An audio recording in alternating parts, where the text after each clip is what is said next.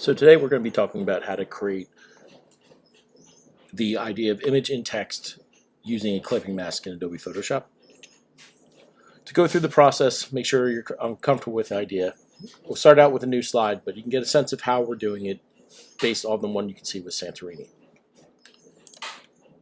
For my document, I am going to go down to a blank new slide, and I'm going to look for an image off of Google that I can use to represent the place I would like to visit. For this example, we're going to use Iceland. Once I find an image that I like, I can right-click on the image, save image as, and just make sure to name it properly so you know how to find it.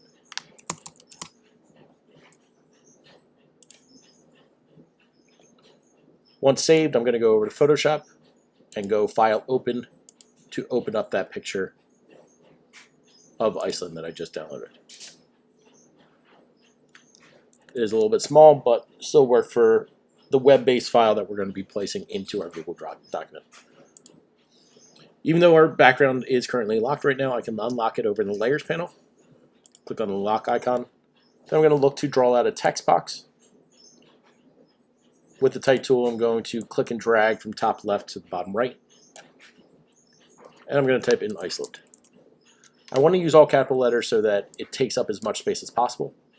And you want to go with a thicker font that stands out, whether it's an impact font,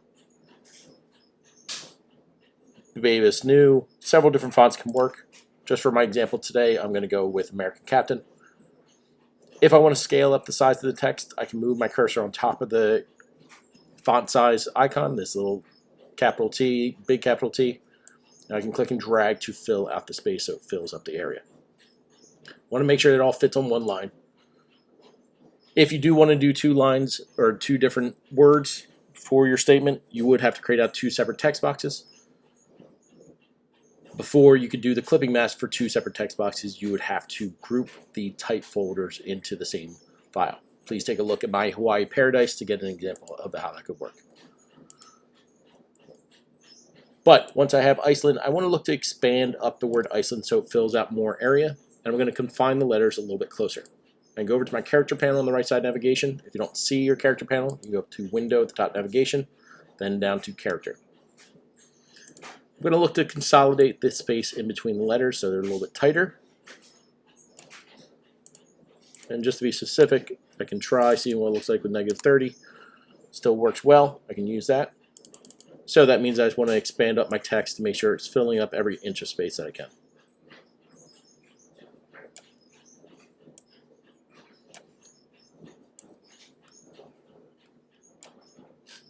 Once I have it scaled up, I am going to look to extend the size of the letters. Right now, there's still a lot of space on the top and bottom I can use. So I'm going to highlight over the text, and I'm going to go over to my Scale Vertical, the capital T with an arrow pointing up and down. And I'm going to click and drag upward to expand the letters taller. This fills out the area a lot better, and now I can look to get into creating up the image and text effect. To do this, I'm going to move my text layer underneath of my picture. And I'm going to right-click on the picture image and hit Create Clipping Mask. Automatically, it will recognize the type layer underneath.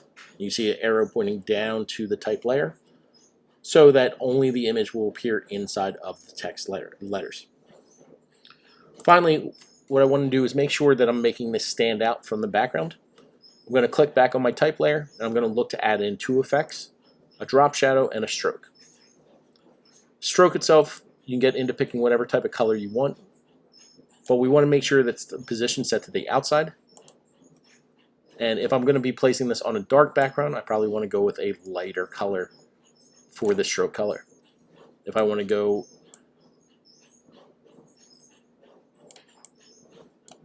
with a black background, I may want to pick a color from the actual image to get a sense of what I could use for my background. Just make sure it is clear, easy enough to understand that's not taking away from the image inside.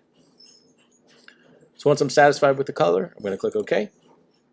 Next, you can consider adding in a drop shadow. The drop shadow, I'm going to push the opacity up just so it's a little bit stronger. And we don't want the distance to be too high or extending off of the actual document. You can see it running off the edge over on the left side here.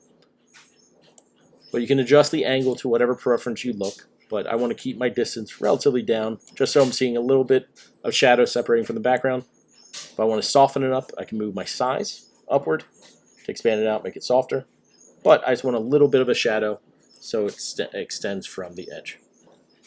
Once I am satisfied with this, I'm going to click OK. And I want to save this as a transparent PNG. You are welcome to crop down the area that is not being used. If I go over to the crop tool, left side navigation, I can click and drag the top, cut down that space, as well as crop down the bottom, just getting rid of any needless space. Hitting enter, I can crop that out, and I'm going to go up to File. You can either go File, Export, do quick export of the PNG, or you can go File, Save a Copy. I want to make sure, again, that we're going to be saving this as a PNG file. I'll eliminate out the copy. I'll save it to my downloads. Once that's saved, I can go back over to my presentation.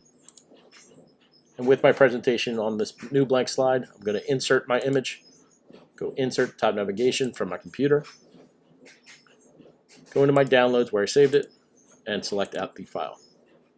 Places it in, and because I have this dark background, the color works very well.